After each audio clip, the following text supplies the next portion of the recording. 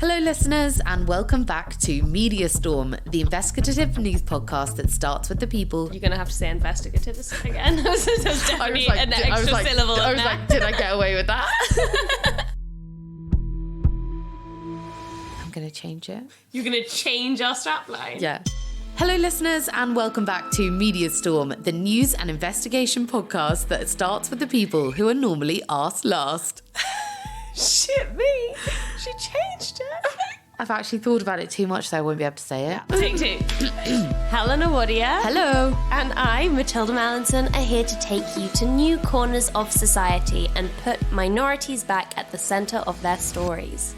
From refugees to sex workers, survivors to prisoners, indigenous groups to trans people, many communities caught in the eye of the media storm are denied a fair voice in the coverage around them. We want to restore right of reply to the marginalised and maligned, and to give you the tools you need to take the mainstream media with a pinch of salt. This series prepared to meet everyone from resistance fighters to stateless people, from far-right grooming victims to illegal medicinal cannabis users.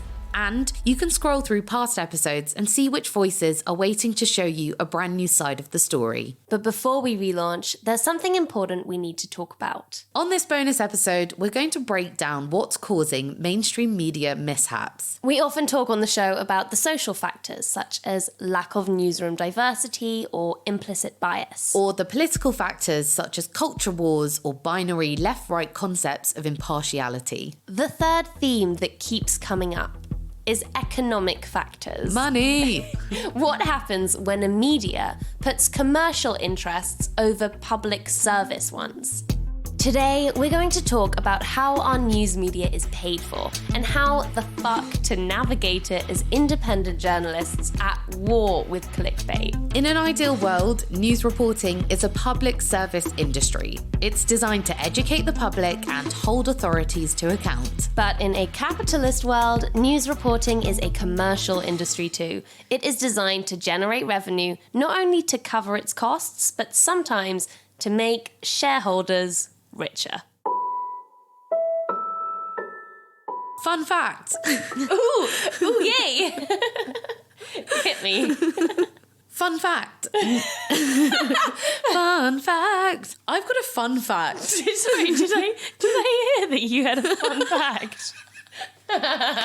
Here's a fun fact for you. The funnest. And when I say the funnest, here is the funnest fact you're ever going to hear. I'm so excited. Yeah? 90% of UK media is owned and controlled by just 3 companies. Oh my God, that is fun. That's just so fun. It's more like incredibly depressing fact. Companies, I guess, that are in turn owned by highly influential billionaires. Exactly. Can you name them?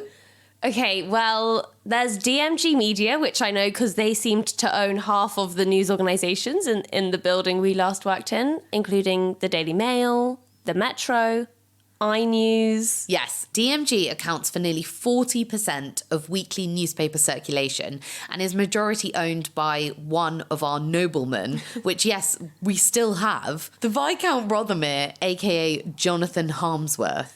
Then I'm guessing there's News UK, one of Rupert Murdoch's babies. Correct. That includes The Sun, The Times, and The Sunday Times. To be honest, I don't know what the third is. Okay, so the third is Reach PLC, which owns papers like The Mirrors, The Stars, and The Expresses. Okay. And how do these news organisations make their money? Well, that's the ultimate question. So, since the arrival of the internet and fast-paced, digitised information, the news industry's traditional paper-selling business model has been obliterated, and the industry is essentially still on its knees trying to pick up the pieces. Although a small number of papers, like the Daily Mail, still draw massive revenue from paper circulation, most outlets struggle to actually pay their journalists decent salaries. Don't I know it? When we were working at the Evening Standard, some of us on salaries under 20k, I believe the words our editor-in-chief used were that the paper was haemorrhaging money. Which brings us on to type number 1 for funding journalism, advertising. So the Evening Standard is actually a good model for this, given it's a free paper and therefore it depends for profit entirely on ad revenue. But you also see this with the bulk of digital news websites that slap ads all over their news articles so you're not even sure what you're reading, if it's the article or an ad. Or they spew light lifestyle content embedded with e-commerce links. So let's talk downsides for advertising. The downsides of advertising are similar to the downsides with having to sell... What was that? An ad?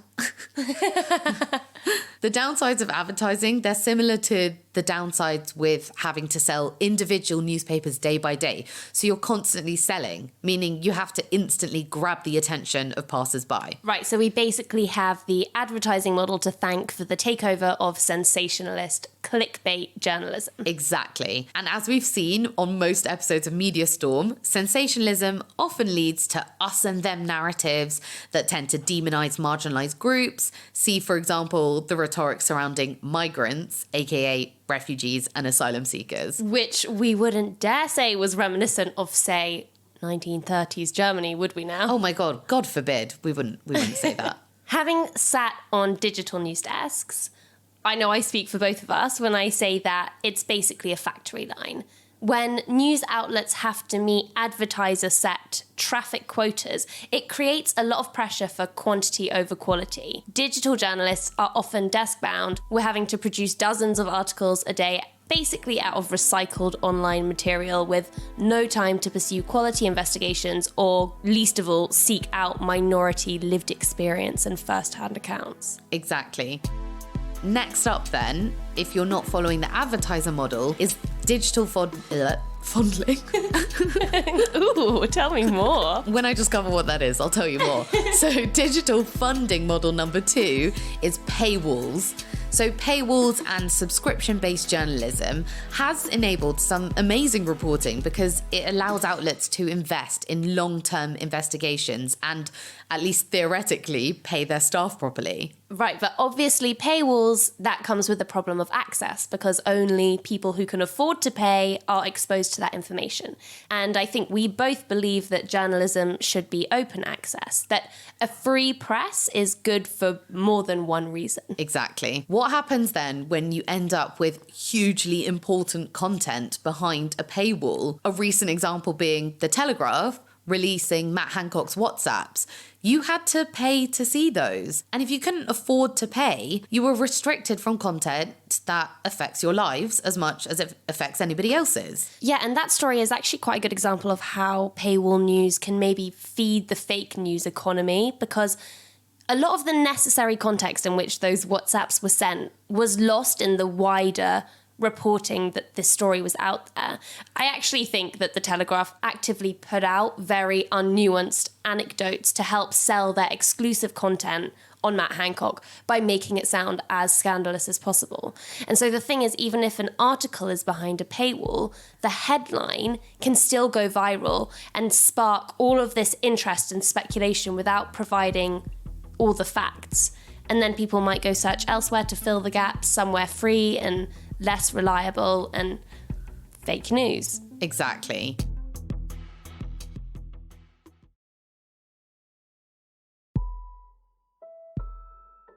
If we move swiftly on, there are public service models that are not run for profit. Those do exist, and the big one is The BBC?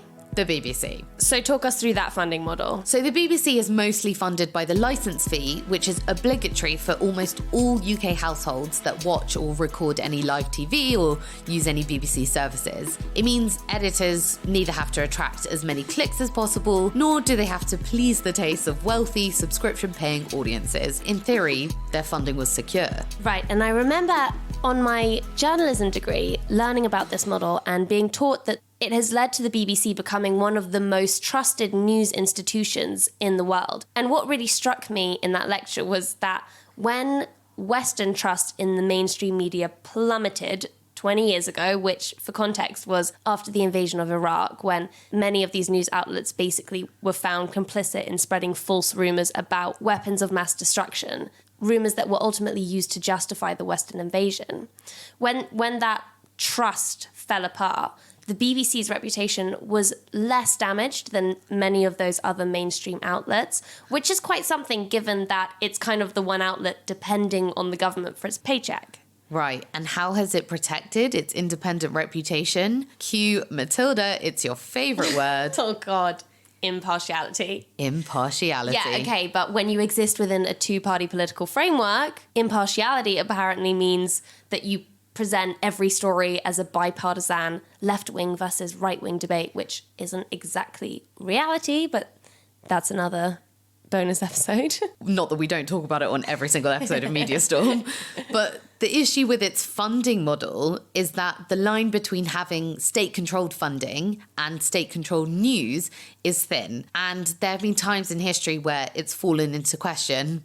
Times like now. Yeah, crucial to understand here, I guess, is the fact that the government holds the power to change the BBC's funding model in the not too far future. So while the BBC may not need to suck up to its audiences, it kind of needs to suck up to its government. At least it does if the government shows any sign they're ready to use their power and cut their funding. And we've seen a lot of that from the Conservative government. Do you know who Nadine Dorries is? Boris Johnson's loyal ally and former culture secretary. She tweets continuously about the licence fee, essentially dangling the BBC's funding over its head. This, I'm just going to say it, I think directly explains why the BBC has provided such weak coverage of the consequences of Brexit.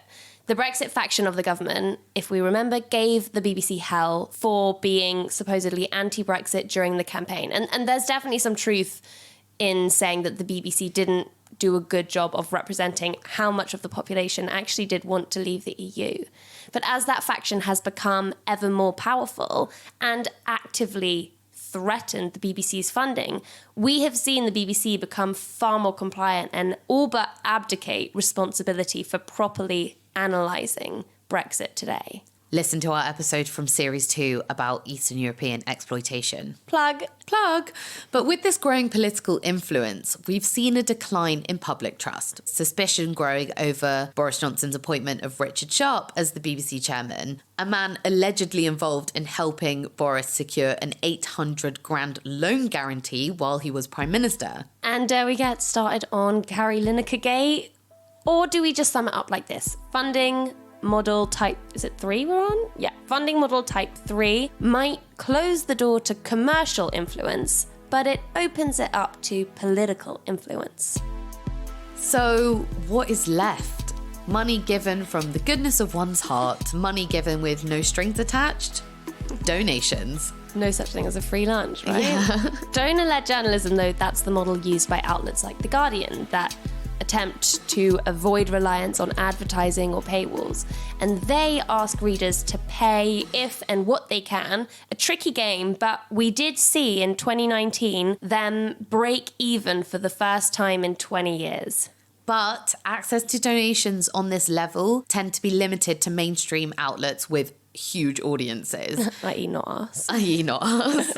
If it can be sourced, however, this strikes me as a route that truly allows for the highest integrity of journalism. Okay, so time to be honest. There's one other reason we're talking about this today than just to share what is going wrong in the media. And it's to update you about where we have been since we wrapped our last season in December. We've loved making Media Storm and are so proud of what we and the Guilty Feminists have built with so few resources to hand. But in order for the podcast to become financially sustainable, we need a little boost. Don't worry, listeners, we're not telling you to cough up. We've actually been trying to fundraise from organisations that have a record in supporting independent journalism and who believe in our mission of platforming minority voices. Also, groups that don't attach any editorial conditions to their funding, not the easiest hunt in the world.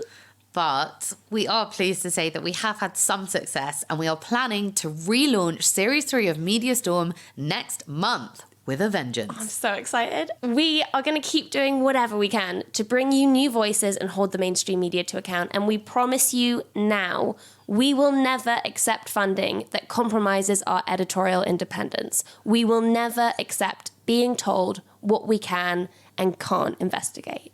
So we want to thank you for your patience and ask you to stand by. And if there's anything our listeners can do to help us, it's keep tuning in and keep spreading the word. Send an episode of Media Storm to every single one of your WhatsApp groups. I know you're in over 100. Subscribe and turn on your alerts so you know when we're back on your feed. And thank you so much for joining us today. So we'll see you next month for a whole new season, bringing you news that starts with the people that are normally asked last. For now, I'm Mathilda Mallinson. And I'm Helena Mathilda. And this is Media Storm.